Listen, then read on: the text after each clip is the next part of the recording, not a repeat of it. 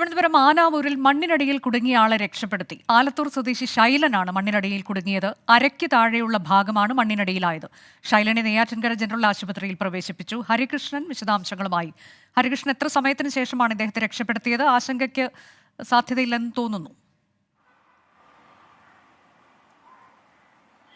അനുജ, ഈ അപകടത്തിൽ ഈ ശൈലിന് കാര്യമായ പരിക്കുകളില്ല എന്നുള്ളത് തന്നെയാണ് ഏറെ ആശ്വാസകരമായ കാര്യം. ഈ അപകടം ഉണ്ടായതിനു ശേഷം ഏതാണ്ട് 1/4 മണിക്കൂർ, ഏതാണ്ട് 1 മണിക്കൂറിന് അടുത്തുള്ള സമയത്ത് തന്നെ ഇയാളെ രക്ഷപ്പെടുത്താൻ സാധിച്ചു എന്നുള്ളതാണ്. ഈ രാവിലെ ഈ ആനമൂർ ഭാഗത്ത് ഇത്തരത്തിൽ ഈ മണ്ണെടുക്കലുമായി ബന്ധപ്പെട്ട ചില പണികൾ നടന്നു വരികയായിരുന്നു. അതിനിടയിലാണ് ഇത്തരത്തിലൊരു അപകടം ഉണ്ടാകുന്നത്. അവിടുത്തെ തൊഴിലാളിയാണ്. അയാൾ ഇതിൻ്റെ ഈ സമീപത്ത് ചില പണികൾ ചെയ്തുകൊണ്ടിരിക്കുന്നതിനിടയിൽ ഈ ഹിറ്റാച്ചി ഉപയോഗിച്ചുകൊണ്ട് മണ്ണെടുക്കുകയായിരുന്നു. ഈ മണ്ണെടുക്കുന്നതിനിടയിൽ ഇയാൾ അതിലേക്ക് അബദ്ധത്തിൽ വീഴുകയായിരുന്നു എന്നുള്ളതാണ്. ഇതിന് മുകളിലേക്ക് മണ്ണ് വീഴുകയും ചെയ്തു. അങ്ങനെയാണ് ഇതിനടിയിലേക്ക് പെട്ടത്.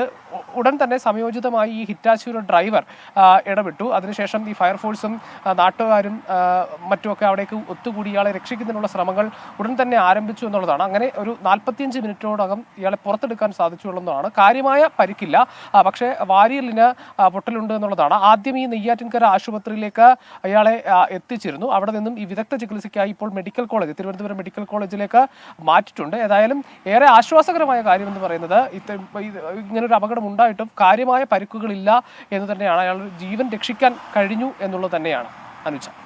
ആനാവൂരിൽ മണ്ണിനടിയിൽ കുടുങ്ങിയ ആലത്തൂർ സ്വദേശി ശൈലനെ രക്ഷപ്പെടുത്തിയിരിക്കുന്നു. അരയ്ക്ക് ഭാഗമുള്ള താഴെ ഉള്ള ഭാഗമാണ് മണ്ണിനടിയിലായത്. അദ്ദേഹത്തിന് കാര്യമായ പരുക്കില്ല. ആശുപത്രിയിൽ പ്രവേശിപ്പിച്ചു.